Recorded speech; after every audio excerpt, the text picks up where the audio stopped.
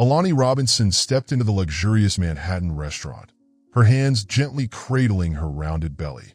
6 months of pregnancy had done nothing to diminish her natural elegance. The deep blue gown hugged her figure, accentuating her radiant brown skin and soulful eyes. Tonight, she had spent hours choosing the perfect outfit, carefully styling her hair, even dabbing on a hint of soft perfume. She wanted to look her best when she shared the joyful news with her husband, Adam Johnson. He was one of the youngest billionaires in America, a man who had built an entire financial empire from nothing. But to her, Adam was more than a successful businessman. He was the man she had once loved more than life itself, the man who had knelt beside her on their wedding day, gripping her hand as he vowed before God to always protect her. Tonight, she wanted to believe that love still remained between them. Alani glanced around. La Belle Époque shimmered with its usual opulence. Crystal chandeliers cast a dazzling glow over tailored suits and exquisite evening gowns. Couples whispered over glasses of wine, while the soft notes of a piano drifted through the air. Once, this refined atmosphere had left her breathless. Now it felt distant, cold. A waiter guided her to a window-side table, offering a breathtaking view of the city sprawled beneath her. The clock struck 7. Adam had promised to be on time, yet the chair across from her remained empty. And so, the long wait began. Alani rested a hand on her belly, feeling the gentle stirrings of life within her. She smiled softly and whispered, "Your father will be here soon." But an unshakable unease had already begun creeping into her heart. Minutes slipped by. The waiter returned 3 times, politely inquiring if she was ready to order. 3 times she declined. Curious glances flickered in her direction, an elegant, pregnant woman sitting alone in a lavish restaurant. 7:30 p.m. Alani tapped her phone, rereading the last message she had sent Adam. It remained unread. 7:45 p.m. Her eyes scanned the entrance, searching for the familiar figure of her husband. 7:50 p.m. Her chest grew heavier with each passing second. She didn't want to think the worst, but the feeling of dread inside her was growing harder to ignore. 8 p.m. And then, the restaurant doors swung open. Adam Johnson walked in, but he wasn't alone. The grand glass doors of La Belle Époque swung open, and Adam Johnson stepped inside. Alani let out a quiet breath of relief. He had finally arrived, but the fleeting joy in her eyes vanished the moment she saw that he wasn't alone. A woman with cascading golden hair, endless legs, and a figure-hugging crimson dress clung to Adam's arm with undeniable pride. Vanessa Brooks. The name wasn't unfamiliar to Alani. A renowned supermodel, Vanessa had been gracing magazine covers and attending lavish parties on Adam's arm more frequently as of late. The rumors, the paparazzi photos, Alani had ignored them all. She had wanted to believe they were nothing more than baseless gossip, the sensationalized stories of the media. But now, seeing her husband walk into the restaurant with Vanessa, on what was supposed to be a special evening for the two of them, she could no longer lie to herself. The air in the restaurant shifted. A few patrons recognized Adam and Vanessa, and a murmur spread through the room. No one spoke aloud, but their glances said it all. A wealthy man entering with his mistress while his pregnant wife sat alone, waiting. Adam showed no surprise at the sight of Alani. He met her gaze for a fleeting moment, his expression indifferent, as if she were nothing more than a passing acquaintance. There was no smile, no guilt. Under the table, Alani clenched her hands into fists, willing her voice to remain steady as she finally spoke. "You're late." Adam pulled out a chair and sat down, making no move to explain himself. Vanessa slid into the seat beside him with effortless grace, resting a possessive hand on his arm. "I didn't know you'd be here," Adam said casually, as though her presence was nothing more than an inconvenience. The words cut through Alani like a blade.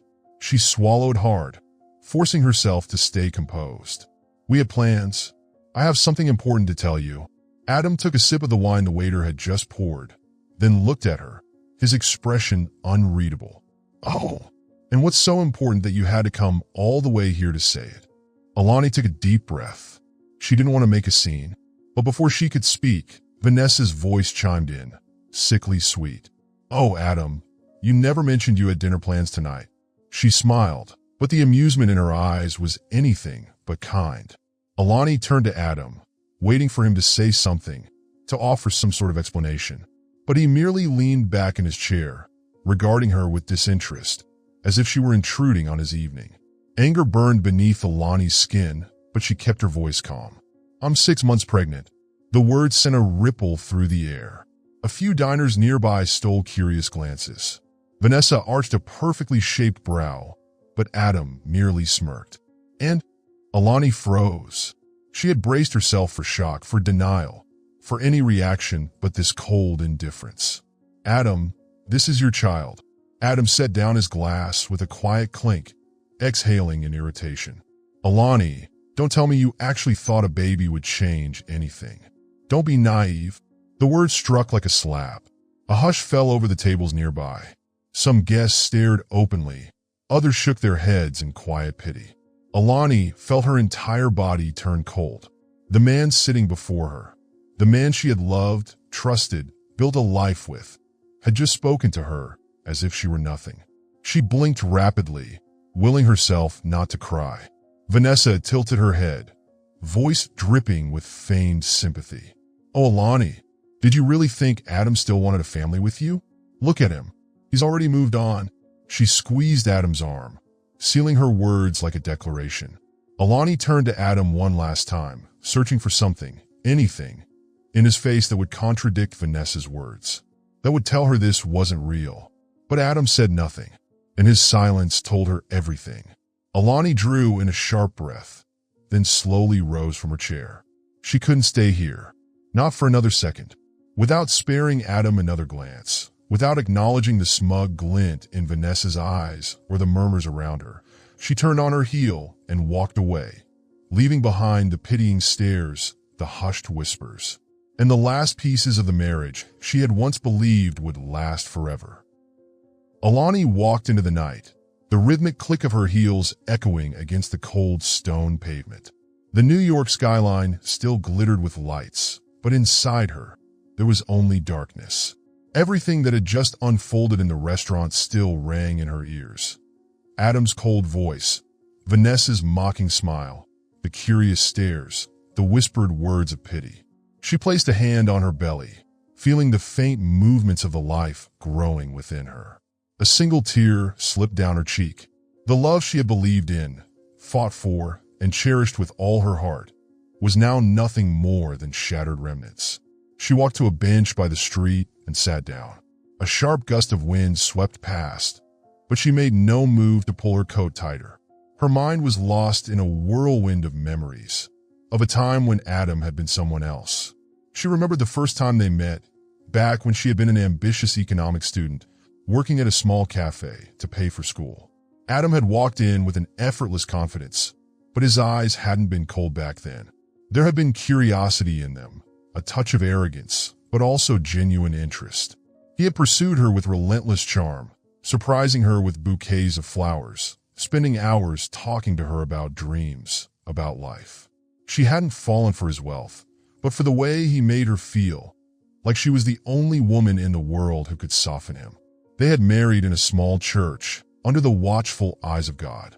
She could still remember the way Adam had held her hand during the ceremony, his eyes filled with a sincerity she had never once doubted. He had vowed to love her, to protect her, to let nothing come between them. And yet here they were. Another tear threatened to fall, but Alani quickly wiped it away. "Don't cry over a man who no longer deserves your love." The voice wasn't from anyone around her. It was a memory, a lesson her mother had taught her long ago. A woman of deep faith. Her mother had always told her that God had a plan for everything. Maybe his plan didn't include Adam. Alani took a deep breath, feeling something within her shift, something steadier, stronger. She couldn't keep holding on to what was already gone. She had to walk away from this marriage. Not because she wanted to, but because Adam had made his choice. And because she could not allow her child to grow up in a home filled with nothing but emptiness. She stood, wiped her face, and started walking. This time, she didn't move with the slow, hesitant step she had taken when leaving the restaurant. This time, she walked with purpose, with the resolve to let go. The heavy iron gates creaked open, revealing the gravel path leading to the grand Johnson estate. The chandelier above the front porch still burned brightly, casting its glow against the massive glass windows on the second floor. This house, once a symbol of love and family, now held nothing but emptiness. Alani stepped slowly up the marble stairs, her heart weighing heavier with each step. She had never known this house to be so silent. No soft laughter shared between husband and wife, no intimate candlelit dinners. Only the whisper of the wind and the darkness waiting inside. She pushed open the door. The familiar scent of sandalwood still lingered in the air, but instead of warmth, it made her feel suffocated. Her heels barely made a sound as she walked across the living room, past the cream-colored sofa she and Adam had picked out together. On the coffee table, a single porcelain cup sat untouched, as if nothing had changed, as if she had merely stepped out for a moment and would be returning soon. But she wouldn't. She would never return. Alani entered the bedroom. Their bedroom. Every pillow, every sheet, every carefully chosen piece of decor remained exactly where it had always been. And yet, Adam's presence felt like that of a stranger now, foreign and distant. Taking a deep breath, she opened the closet and pulled out a large suitcase. She didn't need much, just the essentials. A few clothes, a few small things for the baby. Her fingers trailed over each item she packed, each one carrying a memory. The white dress she wore on their first anniversary. The scarf Adam had bought her last winter. Their wedding photo, still sitting neatly on the wooden shelf. Alani paused. In the picture, she was laughing, radiant, while Adam stood behind her, his arms wrapped around her, his gaze filled with something that looked so much like love. She traced his face with her fingertips. "You loved me once, didn't you, Adam?" She wanted to believe it had been real, if only for a fleeting moment in time. But now, it was nothing more than a distant memory, a past she could no longer hold on to. A single tear slipped onto the glass of the frame. Alani pressed her lips together, then slowly turned the photo face down. She wouldn't take it with her. She didn't need these memories anymore. Once her bags were packed, she reached for a sheet of paper, sat down at the desk, and picked up a pen. She didn't want to write a long letter. There was nothing left to say. No pleading, no anger. She had already come to understand that some things didn't need to be spoken. She wrote only one line. "You have chosen your path. I will choose mine." She placed the note on the desk, neatly right in the center. No bitterness, no sorrow, just a final quiet goodbye. With that, she grabbed her suitcase and walked toward the door. She didn't turn on the lights. There was no need. Tonight, she would leave this place forever. Before stepping outside, Alani cast one last look at the house. A part of her longed to hold on, but an even stronger part whispered that it was time to let go. She placed a hand over her belly, feeling the faintest kick from within. A faint, bittersweet smile crossed her lips. It would be okay. God was still watching over her. She would be just fine. And then, without another glance back, she walked forward, never looking back. The New York Central bus terminal buzzed with life, even at this late hour.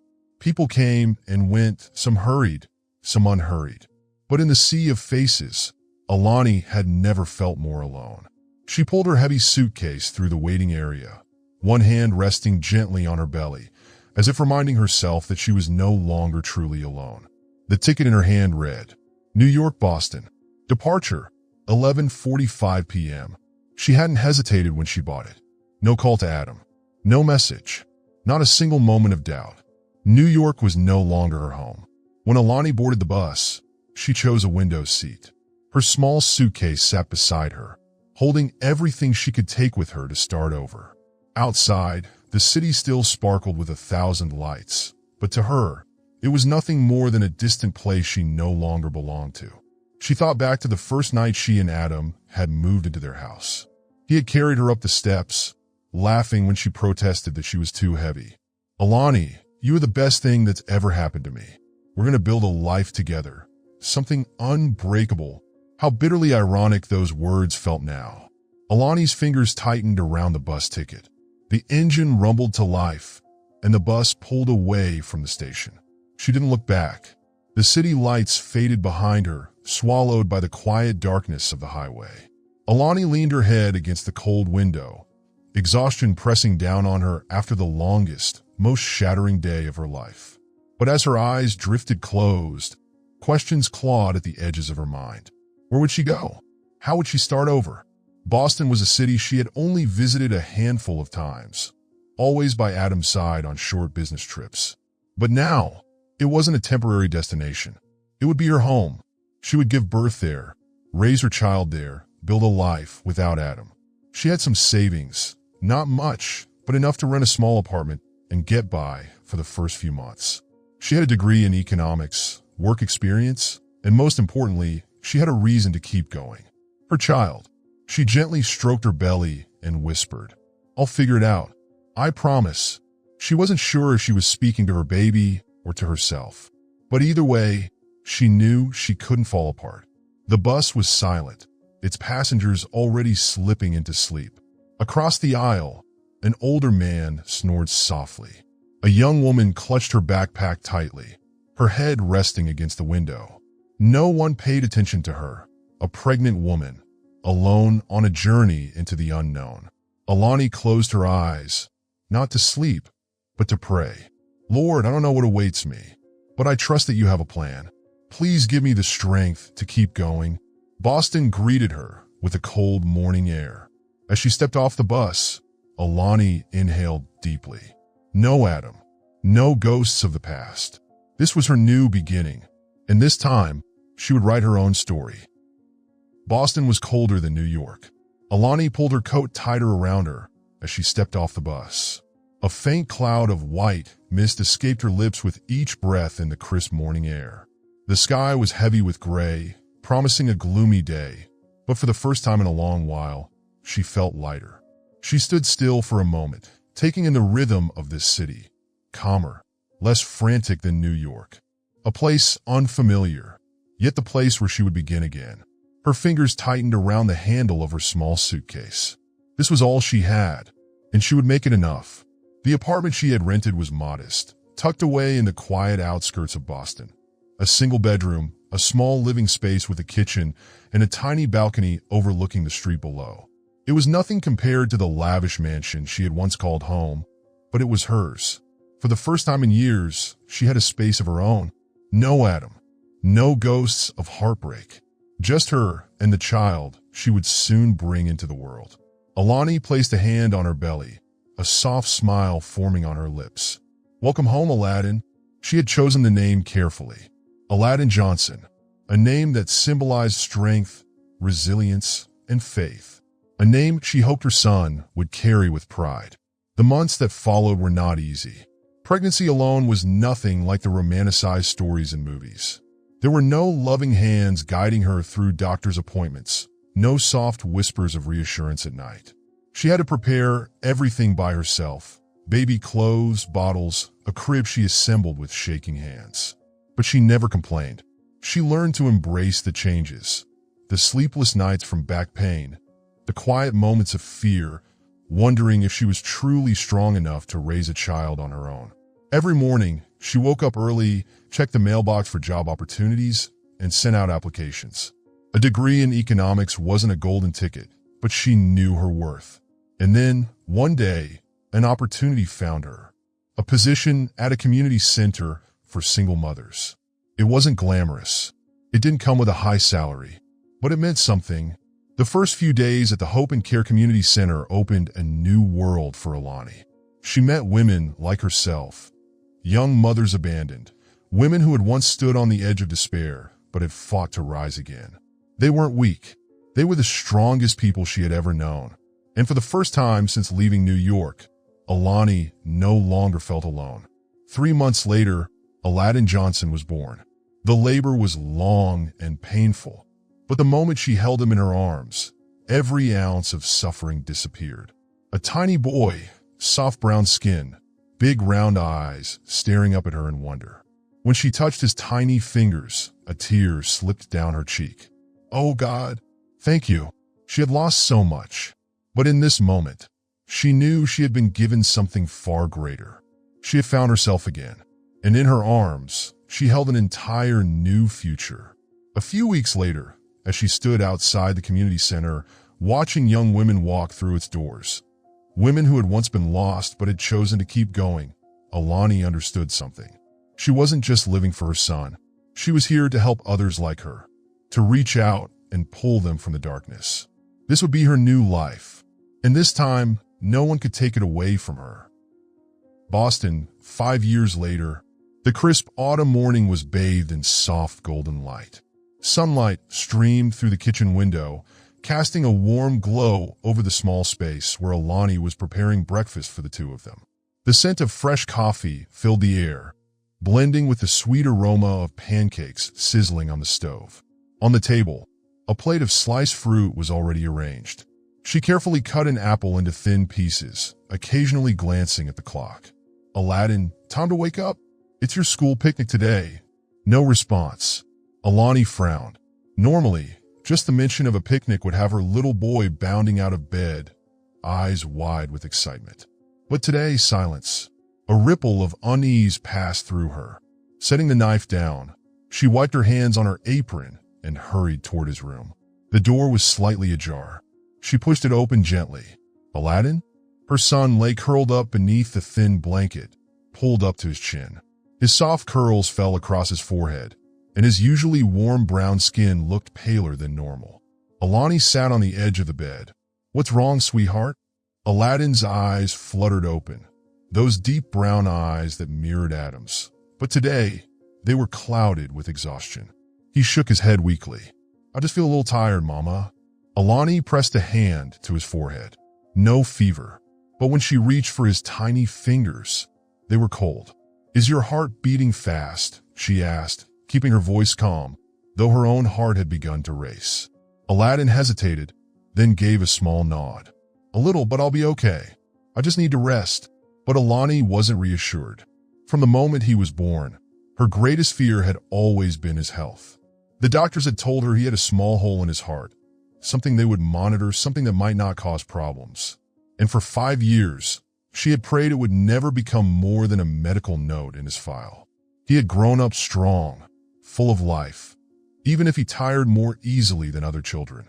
But now, deep in her gut, she knew this was different. 1 hour later, as she stirred a glass of orange juice for him, she heard it. A sharp, gasping breath. Alani turned and froze in terror. Aladdin was trying to sit up, but his face had gone ghostly pale. His lips, a shade too light. His small chest rose and fell rapidly, his breath shallow and strained. His tiny hand reached out toward her, and then, before he could touch her, his body trembled and collapsed to the floor. A scream tore from Alani's throat as she lunged forward. "Aladdin! Aladdin, baby! Can you hear me?" No response. Her chest clenched with a crushing, suffocating panic. She didn't stop to think. She scooped him up in her arms and ran. Down the stairs, through the front door. The cold morning air whipped against her face, but she didn't feel it. She didn't feel anything except the desperate, all-consuming need to get her son to a hospital. At any cost. Boston General Hospital. The piercing wail of the ambulance siren shattered the quiet morning. Alani sat in the back, holding Aladdin tightly against her chest, feeling each faint, uneven breath he took. Her heart pounded wildly as she looked down at his pale face. "Please, God, please keep my baby safe." She couldn't let herself cry. She had to be strong. When the ambulance screeched to a halt outside the hospital, a team of doctors and nurses was already waiting. A paramedic swung the doors open, but Alani didn't wait. She rushed forward, carrying her son, moving so fast she nearly stumbled. "Patient's name?" a nurse asked as they placed Aladdin on a gurney. "Aladdin Johnson. He's 5 years old. He was born with a congenital heart defect." Alani's voice trembled, but she spoke loud and clear. She watched helplessly as the medical team wheeled her son down the hallway, his small, lifeless hands still cold in hers. Then, the emergency room doors slammed shut in front of her. Alani collapsed onto the waiting room bench, her fingers interlacing in desperation. There was nothing left for her to do now, except pray. 3 hours later, the doors to the emergency room swung open. A doctor stepped out. Alani shot to her feet. "Doctor, my son, how is he?" The middle-aged physician removed his mask, his expression grave. "He's stable for now, but his condition is critical, Ms. Robinson." Alani felt her chest tighten. "What do you mean?" The doctor exhaled, gesturing for her to follow him into his office. The room was small, but the air inside was suffocating. He placed a medical report on the desk, then met her gaze with quiet seriousness. "Aladdin's heart defect has worsened. The hole in his heart has grown over time, and it's now putting immense strain on his circulatory system." He hesitated before delivering the final blow. "He needs surgery. Immediately. If we wait too long, his heart won't be able to hold on." The words sent a dizzying wave through Alani's mind. "Surgery? How dangerous is it?" Her voice shook. "Every heart surgery carries risk," the doctor admitted, "but not operating is far riskier." Alani clutched her stomach, fear constricting her like a vice. "How much will it cost?" The doctor hesitated before sliding another paper toward her. She looked down, and her blood ran cold. $250,000. Her lips parted slightly, but no sound came out. "Is there any other way, doctor?" I don't have that kind of money." The doctor sighed. "The hospital can cover part of it, but we still require a significant down payment before we can proceed. Without it, we can't move forward with the surgery." Alani shook her head, her thoughts scrambling in a desperate attempt to find a solution. $250,000. For a single mother, it was an impossible number. How am I supposed to come up with that kind of money? She thought of her meager savings. The community center where she worked, her passion, her purpose, had never paid enough to afford luxuries, let alone an amount like this. She thought of the friends who had stood by her over the years, but none of them had the means to lend her even a fraction of what she needed. Her world was unraveling. "I need time," she whispered. The doctor nodded solemnly. "I understand. But Alani, we don't have much time." New York, Johnson Holdings Tower. The glass skyscraper loomed high above Manhattan, a symbol of power, wealth, and relentless ambition. Inside, hundreds of employees moved with precision, clad in tailored suits, keeping the financial empire of Adam Johnson in constant motion. In the executive office, Adam stood by the floor-to-ceiling window, a glass of wine in hand, gazing absently at the streets below. He had everything: money, power, multi-million-dollar deals, beautiful women. And yet, tonight, there was an emptiness he couldn't shake. For 5 years, he had convinced himself that Alani's departure meant nothing. She was just a chapter in his past. A sweet mistake, but a mistake nonetheless. He had lived by that belief until his phone rang. "Mr. Johnson, there's a call from Boston General Hospital." "A hospital? In Boston?"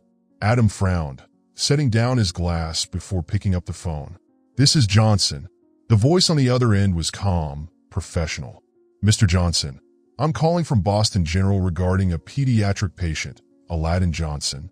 His heart skipped a beat. That name, a strange, unfamiliar sensation stirred in his chest. "I don't know anyone by that name," he said, his voice cold and detached. But the caller remained patient. "Do you know a woman named Alani Robinson?"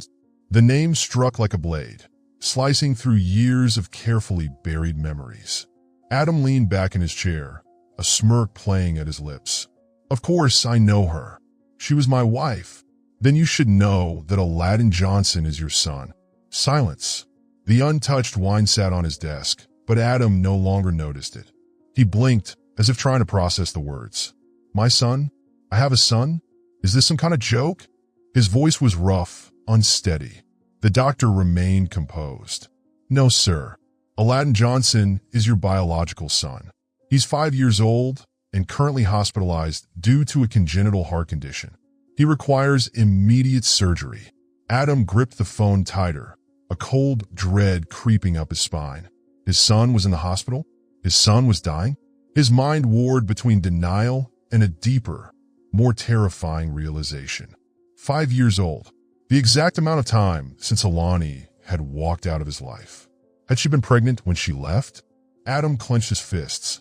He thought back to that night, the way she had looked at him one last time before walking away. He had let her go without a second thought. He hadn't chased after her. And now, years later, he was facing the consequences. A child he never knew existed. A son he had never held. A boy who might not survive if he didn't act now. He swallowed hard, forcing his voice to steady. How much is the surgery? Approximately $250,000. Adam let out a short, humorless laugh. $250,000? It was nothing to him. Less than a luxury watch, less than a single business dinner. But it wasn't the money that made him laugh. It was the fact that Alani had never come to him. She had struggled. She had fought.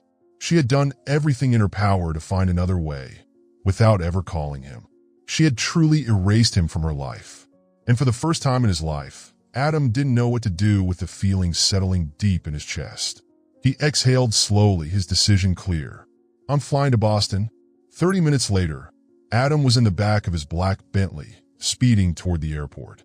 The New York skyline blurred past, but his mind was focused on only one thing. A child he had never met, a son he never knew he had, and a woman he had let slip away, perhaps the greatest mistake of his life. Boston General Hospital, 10 p.m. The sleek black Bentley screeched to a halt outside the hospital entrance, but Adam didn't wait for his driver to open the door. The moment the car stopped, he stepped out, his long, determined strides echoing against the cold pavement. No one in the hospital paid attention to his arrival. A billionaire, a man whose name was printed across financial magazines, a figure of power and influence. But tonight, he wasn't Adam Johnson, the ruthless businessman. Tonight, he was just a man racing against time to save a son he never knew he had. He didn't know what he was feeling. Shock, anger, fear, maybe all of it. Never in his life had he imagined running into a hospital like this. But tonight, everything was different. As he entered the intensive care unit, Adam saw her immediately. Alani. She sat on a bench outside the hospital room, her hands clasped together, her head bowed. Dark circles shadowed her weary eyes, her clothes slightly wrinkled, exhaustion evident in every line of her face. But even after 5 years, she was still as beautiful as he remembered. And for the first time in a long time, guilt settled deep in his chest. She had once been everything to him, and he had lost her in the worst way possible. Adam opened his mouth to speak, but the weight between them, 5 years of silence, of distance, of pain, held his words hostage. Then, as if sensing his presence, Alani lifted her head. Their eyes met. For a fleeting moment, the world stopped. Alani took a few seconds to process what she was seeing. Adam was here, the man she had spent years trying to forget, the man she swore she would never let back into her life. But he was here, her fingers curled into fists, turning ice cold. What are you doing here? Her voice was low, dry, unreadable. Adam held her gaze for a long moment before answering. The hospital called me, for simple words, but they carried the weight of an oncoming storm. Alani had known this moment would come. She had been prepared for it ever since the hospital insisted on contacting the child's legal father. But she never thought he would actually show up. Adam hadn't changed much. Still sharp, still exuding power, still dressed in an expensive suit like he had just walked out of a high-stakes meeting. But there was something different. The quiet, effortless arrogance he once carried gone. And in its place, something else. Was it worry? No. Adam Johnson never worried about anything. Alani rose to her feet, arms crossing over her chest, her voice as cold as steel. You can leave. I don't need anything from you. Adam stared at her. This isn't about you. Or me. This is about my son. A fire sparked in Alani's chest. Your son? Her lips curled into a bitter smile. You say that like you've ever been a father. Her words cut deep, and she saw his jaw clench. But he didn't deny it, because she was right. He hadn't been there when Aladdin was born. He hadn't even known his son existed. And now, when that child was fighting for his life, he had shown up as if he had the right to. I know I made mistakes, Adam admitted, his voice lower now. But I won't walk away from this. Alani let out a short, humorless laugh. You don't have a choice. Adam took a step closer, his eyes unwavering. And neither do you. The space between them shrank. Up close, he could see the pain in her eyes, but there was something else too, something stronger. She wasn't the woman he had left behind 5 years ago. She wasn't the woman who had once begged him for love. She was a mother now, a mother who would protect her son at any cost. Alani, Adam exhaled, his voice quieter. I didn't come here to fight. I just want to see my son. Her fingers tightened at her sides. She had spent 5 years shielding Aladdin from Adam's world. But now, she couldn't stop this. No matter how much she resented Adam, no matter how much she blamed him, he was still Aladdin's father, and nothing could change that. She took a deep breath, then turned toward the hospital room. Do whatever you want. With that, she pushed the door open and stepped inside. Adam stood still for a moment, before inhaling sharply and following her in. For the first time in his life, his heart pounded, not for a billion-dollar deal, not for a high-stakes negotiation, but for a boy he had never met, his son. Boston General Hospital, Aladdin's room. The door creaked open, revealing a stark white hospital room, so silent that Adam could almost hear the faint, fragile rhythm of the boy's heartbeat. He stepped inside, his movements slow, measured. He hadn't prepared for this moment. Or maybe, nothing could prepare a man for the first time he laid eyes on his child after 5 years of not knowing he even existed. Aladdin lay motionless in the bed, his small frame nearly swallowed by the hospital sheets. His tiny arm was covered in 4 lines, his skin pale against the stark white linens. And when Adam looked at his face, he saw himself. For a brief moment, he forgot how to breathe. The boy had Alani's soft curls, but those deep brown eyes, they were his. Undeniably, there was no room for doubt. This child was his son. A sharp, unfamiliar ache twisted inside Adam's chest, a feeling he couldn't name. Was it guilt, regret, or loss? He didn't know. He only knew that something inside him shattered the moment he realized what he had missed. 5 years of a life that should have been his. Beside the hospital bed, Alani sat silently, her hand gently placed on Aladdin's forehead. The moment she sensed Adam's presence, she looked up, her eyes wary. Adam said nothing. He just stared at the boy. And right then, Aladdin stirred.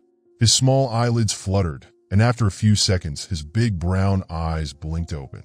For a moment, he simply looked around the room. Then his gaze landed on Adam. Silence. Alani held her breath, gripping her son's hand tightly. Adam shoved his hands into his pockets to keep them from shaking. And then, the boy spoke. His voice was small, soft, barely above a whisper. Mama, is that my dad? The room froze. Alani felt her lungs tighten, her throat closing. She didn't know how to answer. She had been prepared for a confrontation with Adam. She had thought of 100 reasons to push him away, 100 ways to tell him to leave. But she had never considered the moment when she would have to answer to her son. She swallowed hard, turning toward Adam, and for the first time, she saw something different in his eyes. Gone was the arrogance, the cold detachment. This wasn't Adam Johnson, the ruthless billionaire. This was a man standing in front of a child who had just called him dad. It was Adam who broke the silence first.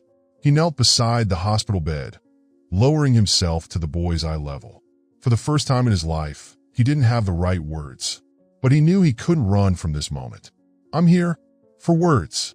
Simple, yet heavier than anything he had ever said before. Aladdin blinked, his small face unreadable. He didn't cry. He didn't pull away. He just looked at Adam for a long time, as if trying to memorize every detail of this stranger who was supposed to be his father. And then, a small, tired smile tugged at the boy's lips. You look just like me. Adam felt something crack deep inside his chest. He tried to smile, but for some reason, his throat burned and his vision blurred at the edges. Or maybe, you look just like me, he teased, his voice softer than he expected. Aladdin let out a weak giggle, a fragile sound, but it made the room feel a little less cold. But the moment didn't last long. Just seconds later, the boy's breath became labored again. His small body tensed in pain, and the light in his eyes flickered. Adam's heart lurched. He turned to Alani just as she jumped to her feet, pressing the emergency button. Aladdin, breathe, baby. Just breathe. Her voice was firm, but her hands trembled as she rubbed small circles on his back. A nurse rushed in, quickly checking the monitors. His heart rate is dropping. He needs rest. Adam stepped back, watching as his son struggled to breathe. So small, so fragile. And for the first time in his life, Adam Johnson felt truly powerless. What could he do? Could he buy his son's life the way he had bought everything else? But deep down, he knew the truth. No amount of money could turn back time. No amount of power could undo the years he had lost. No deal, no contract, no billion-dollar empire could change the fact that he had missed 5 years of his son's life. But there was one thing he could do. He could stay. Alani glanced at Adam, her expression unreadable. She didn't know what he was thinking, but for the first time in years, she saw something in his eyes that she had never seen before. And maybe, just maybe, he had truly changed. But did it even matter? Maybe it was already too late. Boston General Hospital, 11:30 p.m. The hospital room was silent, save for the steady beep-beep of the heart monitor. Aladdin was asleep, his small chest rising and falling weakly. But between Adam and Alani, the tension was thick enough to cut with a knife. She stood across from him, fists clenched so tightly that her nails dug into her palms. She wanted to scream, to throw him out, to hold on to her son and never let Adam set foot in his life. But she couldn't. Not now. Not when Aladdin was lying there, fragile and helpless. Not when Adam was the only one who could save him. And she hated that. I want to cover the entire cost of the surgery. Adam broke the silence. I'll make sure Aladdin gets the best medical team available. His voice was steady, but Alani heard something beneath it. A determination that couldn't be swayed. She let out a bitter laugh, her eyes cold. Really, Adam? You suddenly remember you have a son now? Adam didn't flinch. I didn't know about him. You didn't want to know? Alani spat, each word dripping with venom. You never asked. Not once. You never even wondered what happened to me after that night. I made mistakes. Alani laughed again, but this time, there was no humor in it. Only resentment. Mistakes? That's what you call what you did. She took a step closer, fire blazing in her eyes. You didn't just betray me, Adam. You humiliated me. You threw me away like I was nothing when I needed you the most. And now, because the hospital called you, you suddenly want to come back and play the role of the devoted father. Adam's jaw tightened, his hands curling into fists inside his pockets. I'm not here to fight. No. Then why are you here? She snapped. You think throwing money at this will fix everything? That you can buy back what you lost? Adam closed his eyes for a brief second, forcing himself to stay calm. Alani, I can't change the past, but I can do something now. By what? Writing a big check and disappearing again? Her voice dripped with mockery. You don't get to waltz in and claim to be his father just because you have money, Adam. I know that. His quiet admission caught her off guard. He wasn't making excuses. He wasn't denying it. He was simply accepting the truth. But it didn't soften her rage. Good, because I don't need you. Her voice was firm, unwavering. I've raised Aladdin for 5 years without you. I've protected him, cared for him, loved him, and I'll keep doing that. With or without you. Adam stared at her. But my son needs me. Alani froze. Not I need my son. My son needs me. There was something in the way he said it, in the way he looked at her. An honesty she had never seen in Adam before. But she couldn't trust it. She wouldn't. You don't know what Aladdin needs. I know he needs that surgery. And I know you can't afford it. Adam's voice dropped lower. I know you've been fighting this battle alone for too long. The words hit her like a slap. Because he was right. And she hated that he was right. She turned away, biting her lip. She didn't want to rely on Adam. She would rather struggle, rather exhaust every last option on her own. But time was no longer on her side, and Aladdin couldn't wait any longer. Adam exhaled slowly. His voice softened. Alani, we can hate each other all we want, but don't make our son pay the price for our past. This wasn't about her and Adam anymore. This was about Aladdin's life. She couldn't let her pride, her anger, her pain stand in the way of her son's survival. She closed her eyes, fists clenching, then slowly releasing. Fine, you can pay for the surgery. Adam nodded once, but Alani wasn't finished. She stepped forward, her eyes sharp, her voice low and dangerous. "But listen to me, Adam." Her words were like steel. "You don't get to walk in and out of his life whenever it's convenient for you. If you stay, if you do this, you accept that Aladdin isn't some investment you can discard when you lose interest." Adam met her gaze, unwavering. "I know." "No, you don't." Alani shook her head. "You don't know what it's like to stay up all night, terrified because your child has a fever. You don't know what it's like to sacrifice everything just to make sure he has a good life." Her voice cracked, the pain rising to the surface. "You don't know what it means to be a father, Adam." A heavy silence filled the room. Adam didn't argue, because she was right. He didn't know, but he knew one thing. "I won't leave again." No flowery promises, no grand declarations, just quiet certainty. Alani studied him for a long time before turning away. She didn't believe him. Not yet, but at least for now Aladdin had a chance to live. And for that, she would face the ghost of her past. She would do whatever it took. For her son. Boston General Hospital, Day 1. The cold hospital lights cast a pale glow over the long corridor where Adam stood, staring into his son's room. Through the glass door, he could see Alani sitting beside the bed, exhaustion carved into her features as she gently stroked Aladdin's soft curls. He had been here for an entire day, and yet, the feeling of estrangement still clung to him. Hospitals were unfamiliar territory. He had been to the finest medical facilities for routine checkups, but never had he stayed longer than necessary. To Adam, hospitals were places for the weak, for people who had lost control over their own lives. But now, he was the powerless one. He could write a check for any amount. He could buy the hospital itself if he wanted. And yet, none of it mattered when his son lay there, so small, so fragile, that just looking at him made something tighten in Adam's chest. For the first time in his life, Adam Johnson realized that there were things money and power could not control. Boston General Hospital, Day 2. Adam began to notice things he had never paid attention to before. He saw Alani staying awake through the night, never once closing her eyes, even when Aladdin was fast asleep. Every time the numbers on the heart monitor fluctuated, she jolted awake in alarm. He saw her soothing Aladdin when he stirred in pain, whispering reassurances that she herself barely believed. He saw her skipping meals, sipping only from a lukewarm cup of coffee in a flimsy paper cup, sometimes forgetting to even drink water. And he realized she had been doing this alone for 5 years. No one took shifts for her. No one lightened the burden. And where had he been all those years?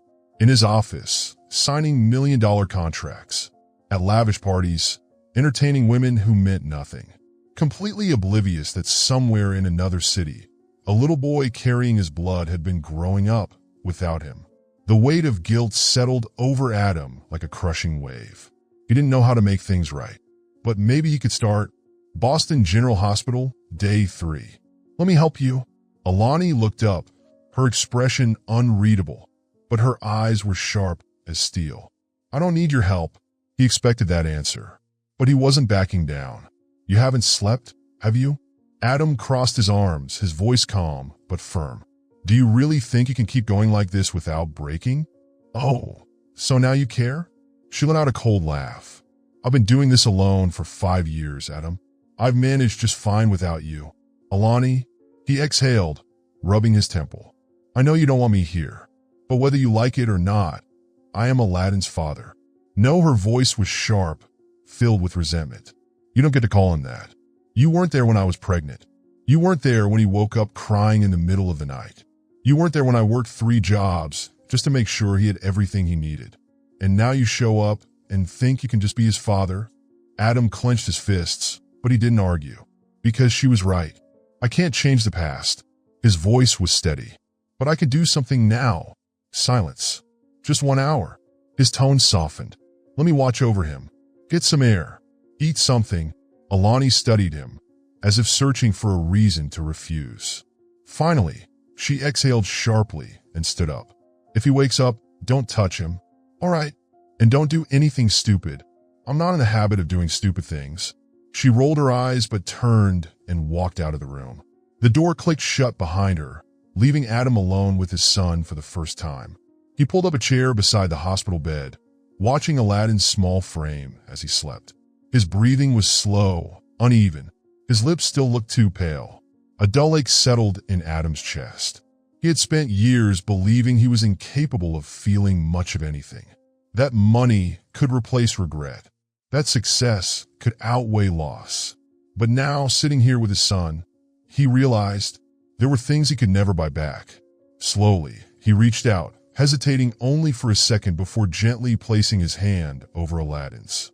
The boy didn't wake, but in his sleep, his tiny fingers instinctively curled around Adam's. Adam froze. The moment lasted only seconds, but for him, it was enough to shift something deep within him. For the first time in his life, Adam Johnson wanted to learn how to be a father. Boston General Hospital, Day 4. Adam spent more time by Aladdin's side. He read to him, his voice awkward and stiff at first, but he kept going. He sat with him through the night, even when he didn't know what to say. He took him outside in a wheelchair, pushing gently as Aladdin watched the world from the hospital courtyard. For the first time, Adam ignored his emails. For the first time, he didn't answer calls from New York. For the first time, he cared about something more than himself. From a distance, Alani watched. She didn't want to believe Adam could change. But when she saw him adjusting the blankets for Aladdin, making sure he was warm, when she saw his expression soften every time the boy spoke, she started to waver. Maybe he was trying. Maybe this time he wouldn't leave. Boston General Hospital, morning, Day 5. Soft morning light filtered through the hospital blinds, casting pale streaks across the walls. Adam sat by Aladdin's bedside, listening intently as the little boy chattered about the things that fascinated him. His favorite cartoon characters, the bedtime stories Alani read to him every night. Adam had spent his entire life in conversation with CEOs, investors, and some of the most influential figures in the financial world. And yet, now, he realized that no voice had ever held his attention the way his son's did. "Daddy, where did Mommy go?" Aladdin suddenly asked, blinking up at him with curious brown eyes. Adam froze for half a second at the word Daddy. The boy had started calling him that yesterday, so naturally, as if it had always been that way. Adam cleared his throat, steadying himself. "She said she had to go out for a bit, probably to get some things." Aladdin nodded, seemingly satisfied with that answer. But Adam wasn't. Alani hadn't told him where she was going, and that bothered him. Hope and Care Community Center, Boston. It hadn't taken Adam long to figure out where she had gone. For a man like him, a single phone call could have revealed her exact movements over the past few hours. But this time, he hadn't used his power. He had come here himself.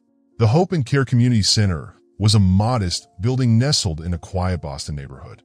There was no extravagance, no polished grandeur, just a warmth that he felt the moment he stepped inside.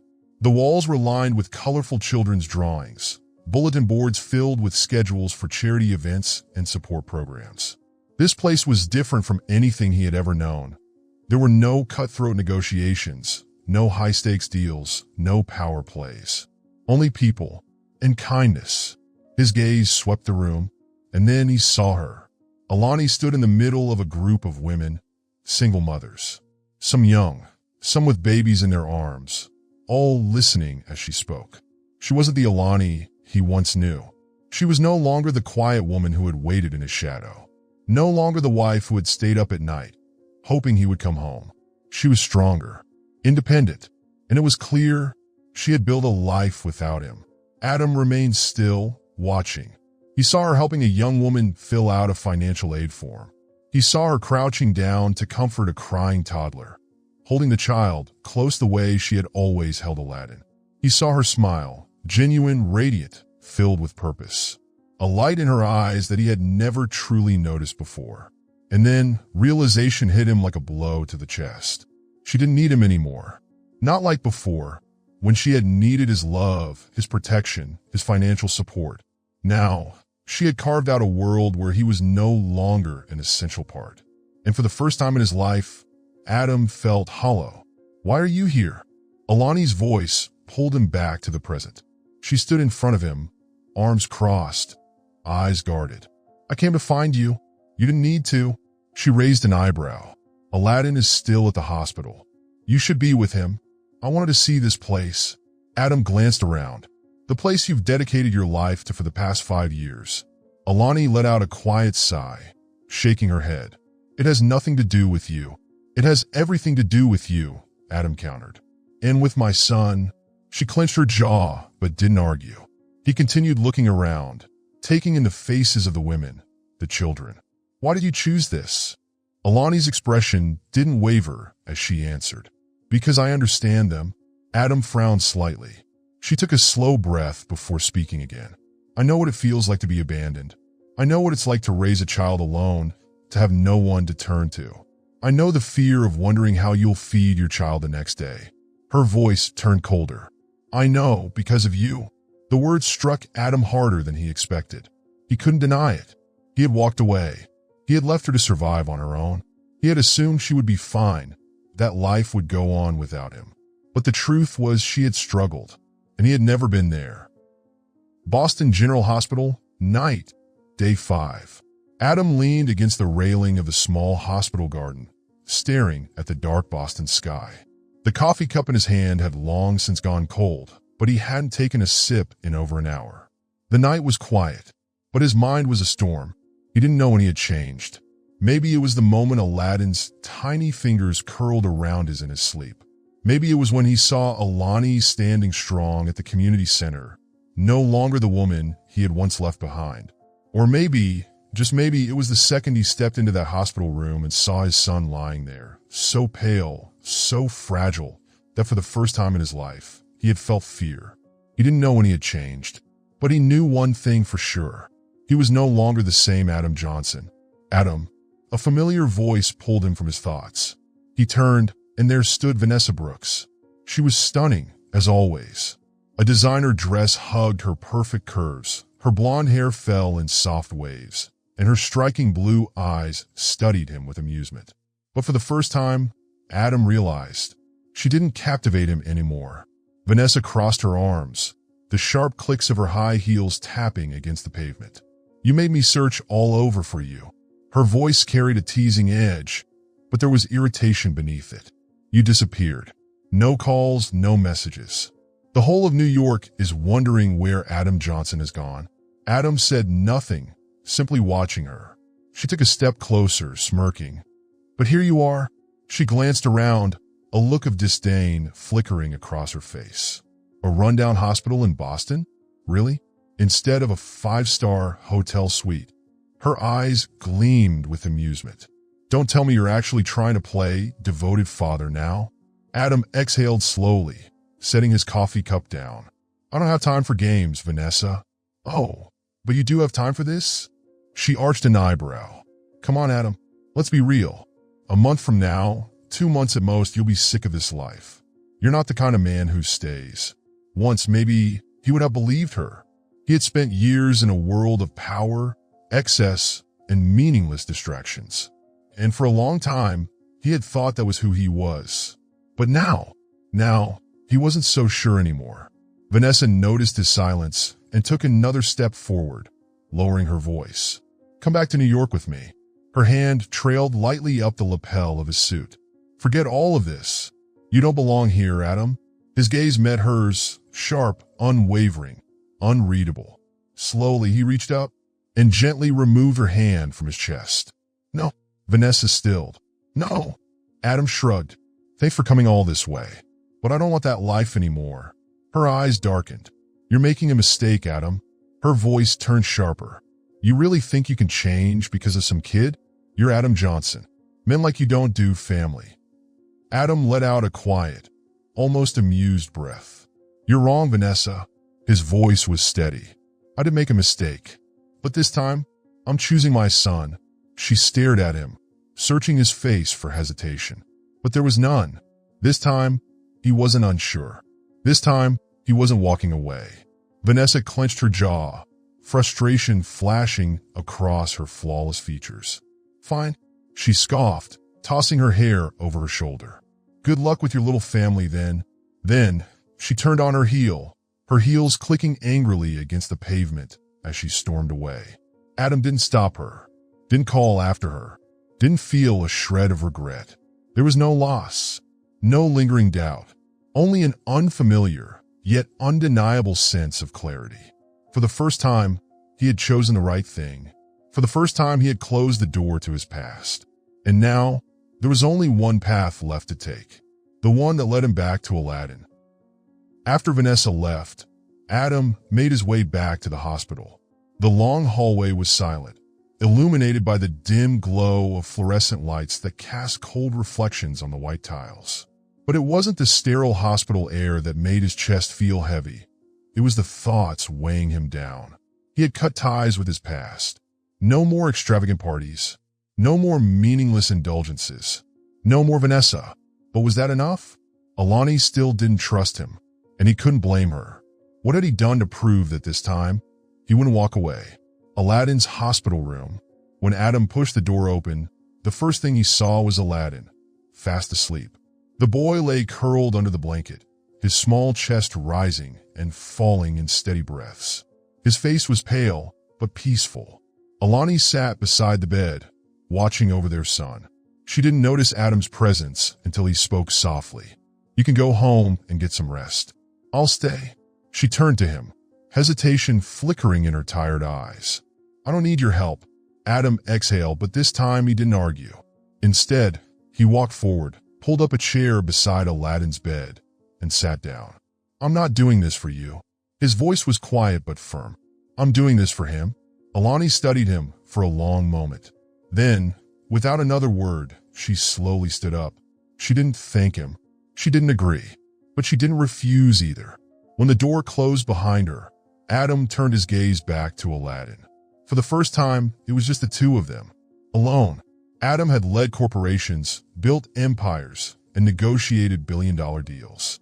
Yet, sitting here, beside a child he had never truly been there for, he felt completely unprepared. He didn't know how to comfort a sick child, didn't know what his son's favorite things were, didn't even know if Aladdin was afraid of the dark. He had missed too much, and he couldn't turn back time. A small sound broke the silence. Aladdin stirred, his tiny body shifting beneath the blankets before his eyes fluttered open. For a few seconds, he blinked sleepily. Then, his gaze landed on Adam. "Daddy." Adam froze. The boy had called him that a few times before, but this time it was different. No hesitation, no uncertainty, just a child calling for someone he trusted. Adam swallowed hard.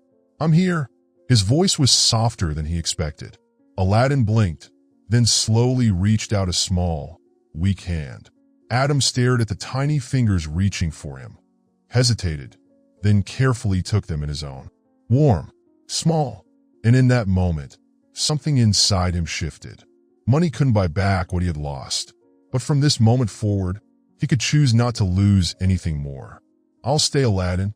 Adam's grip tightened slightly, his voice steady. "I promise."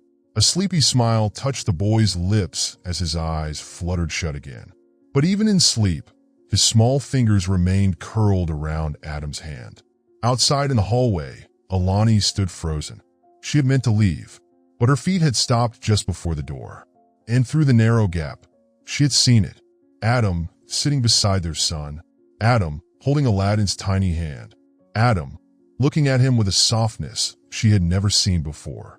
No coldness, no arrogance, just a man looking at his child like a real father.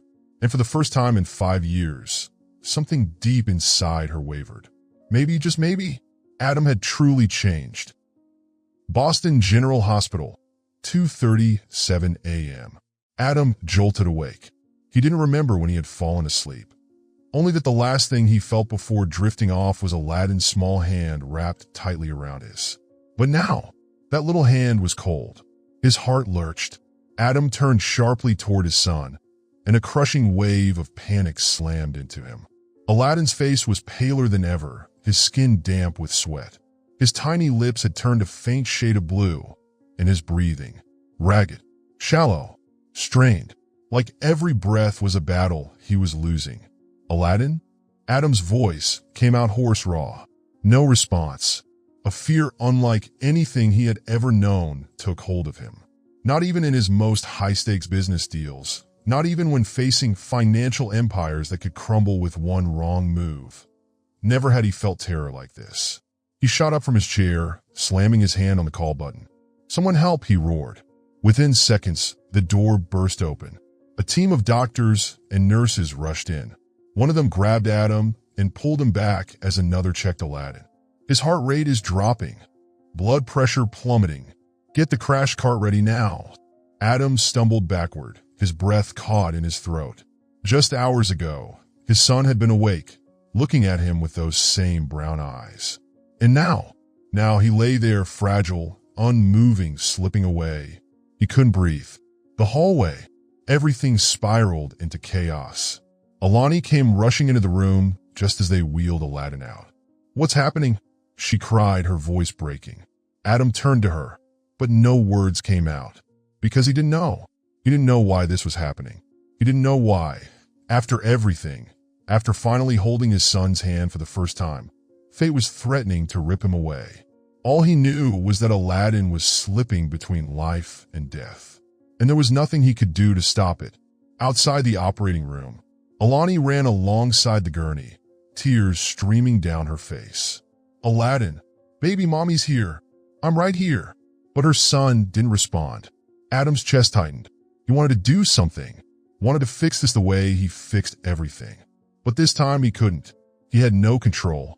And when the operating room doors slammed shut, locking his son away from him, it felt as though his entire world had just closed in on itself. The waiting area. Alani collapsed onto a chair, burying her face in her hands. No, this can't be happening." Her voice trembled. He was fine. He was getting better. How? How did this happen? Adam stood frozen, staring at the white doors in front of him. For the first time in his life, he understood what it meant to feel powerless. He had spent his entire existence controlling everything, his career, his wealth, his empire. But now, with his son's life hanging by a thread, he realized a painful truth. Some things were beyond control. Some things no amount of money could fix. And some things, once lost, could never be brought back. He clenched his fists, his gaze lifting to the ceiling, where the cold fluorescent lights cast eerie shadows across the room. For the first time in his life, Adam Johnson was afraid. For the first time in his life, he understood what it meant to lose.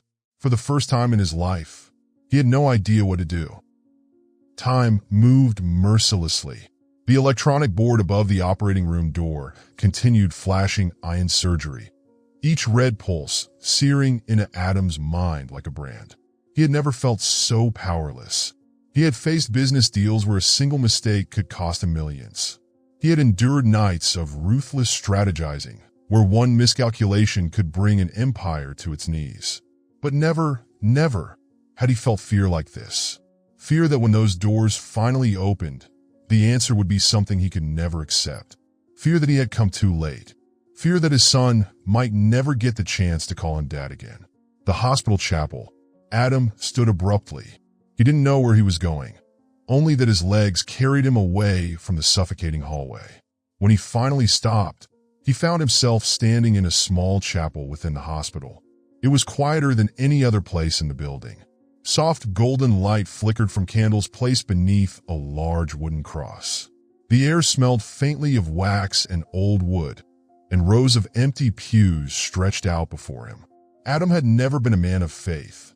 He had always believed in himself, believed in strategy, in control, and power.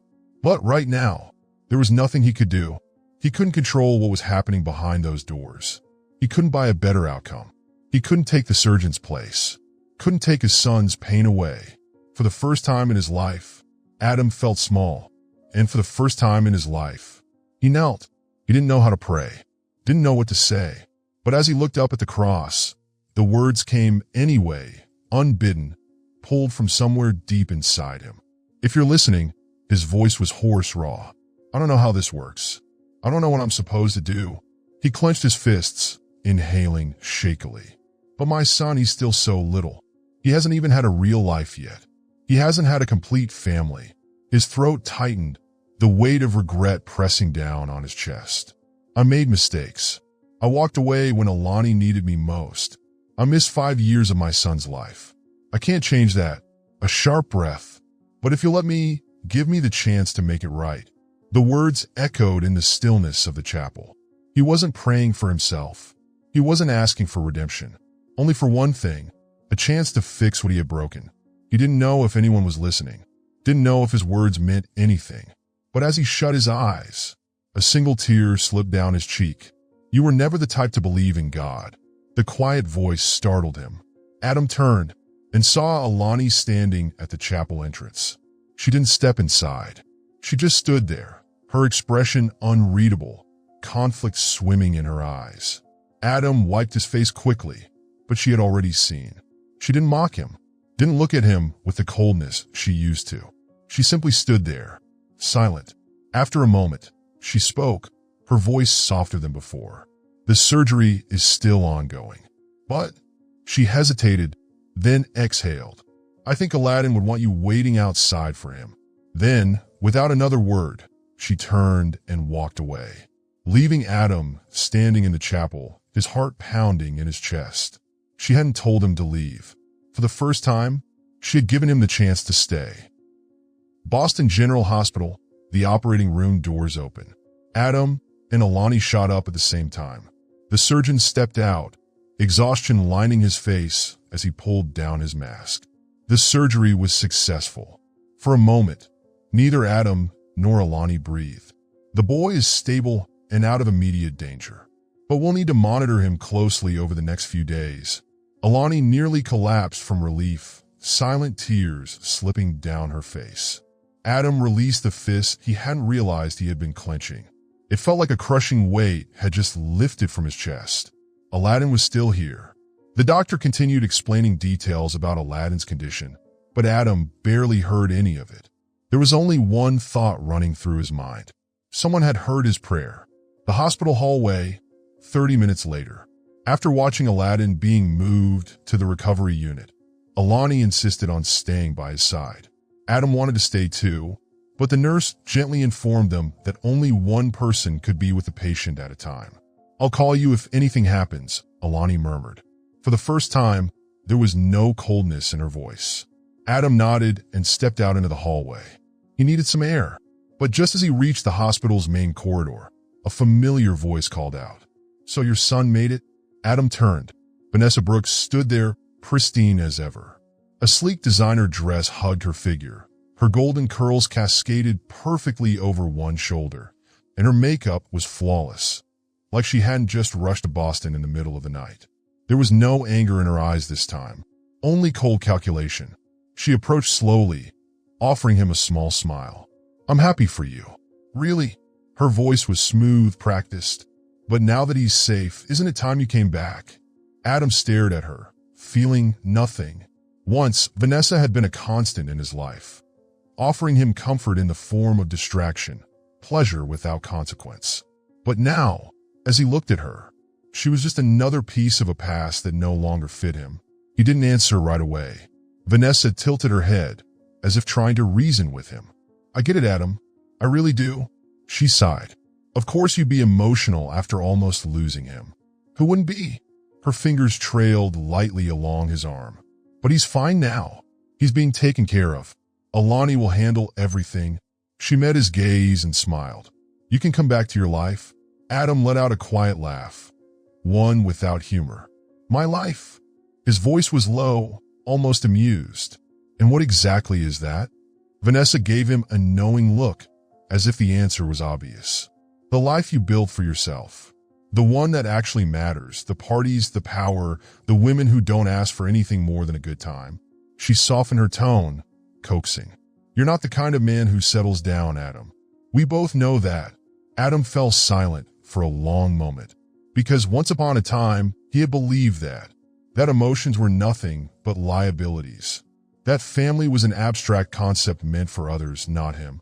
But then, he had held Aladdin's tiny hand. He had seen the unwavering trust in his son's eyes, even when he had done nothing to deserve it. He had watched Alani, this woman who had once loved him with her whole heart, walk away from him, carrying their child alone. He had knelt in a hospital chapel, admitting for the first time that there were forces in this world he couldn't control.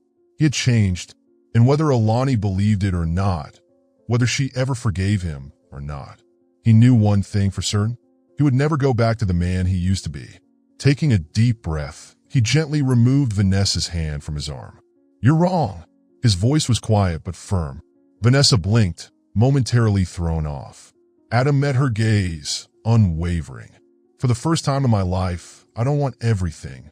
His expression softened, yet his conviction was stronger than ever. "I just want my son."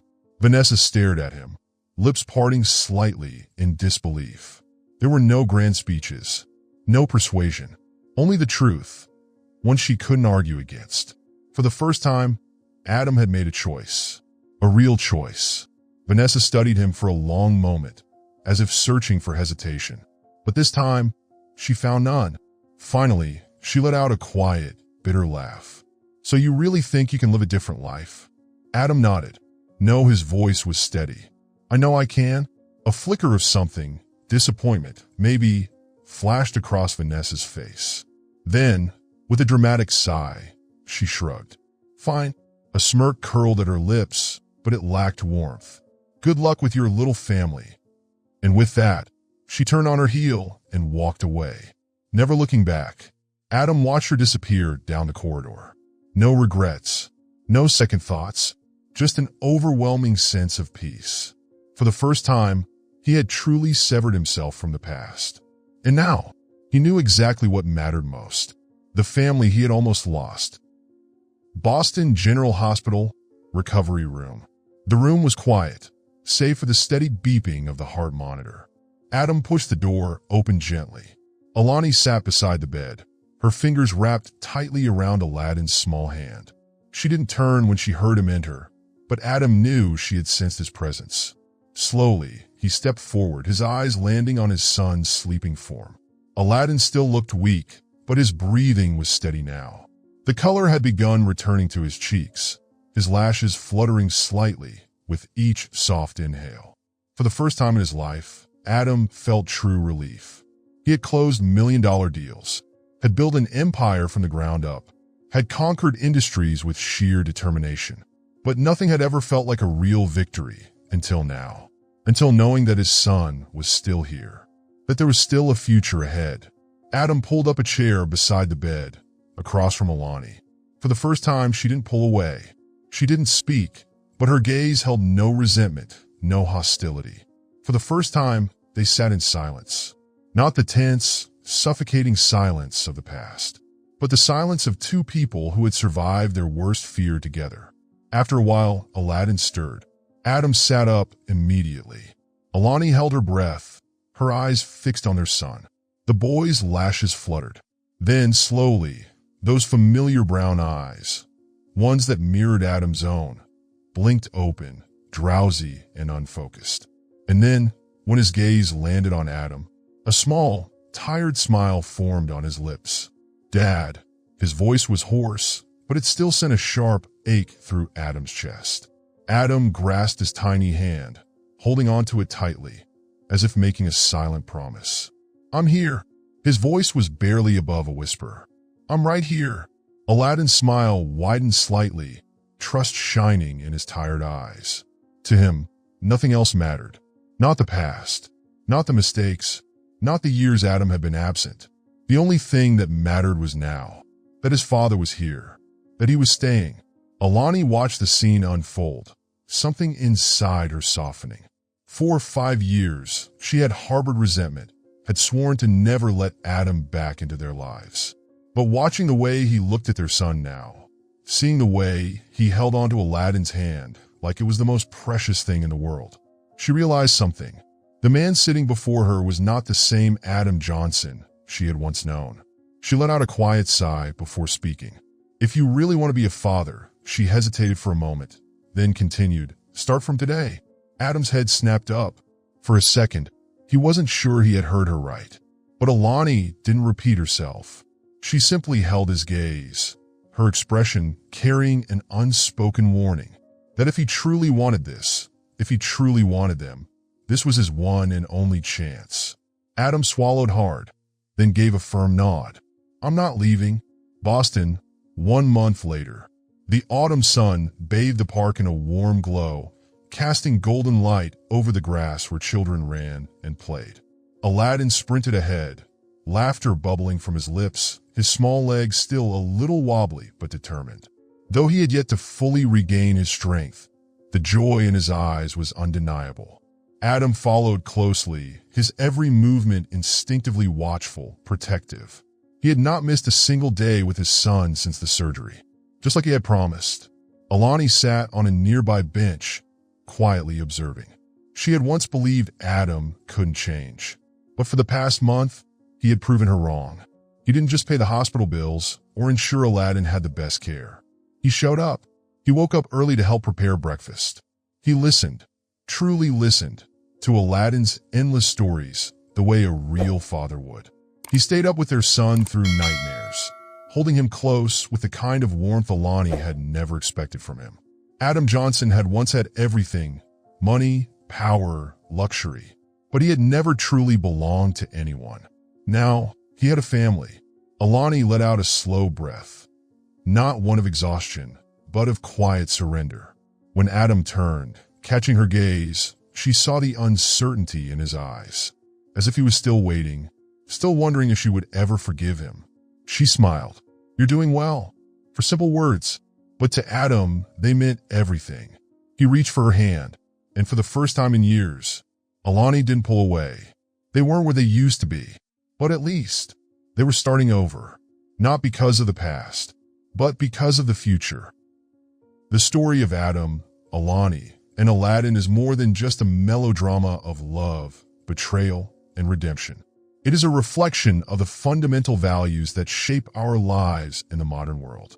In a society where careers, status, and wealth often take precedence, many find themselves neglecting the one thing that truly matters: family. The irreplaceable, the invaluable, the foundation of everything. Don't wait until it's too late to appreciate what you have. Make time for the ones who love you. Prioritize the responsibilities that truly define who you are. Real change isn't found in words, but in the quiet, persistent actions of a heart determined to do better every single day. Money can buy many things, but it can never bring back lost time. Do you believe in second chances? Share your thoughts in the comments and follow for more heartwarming stories.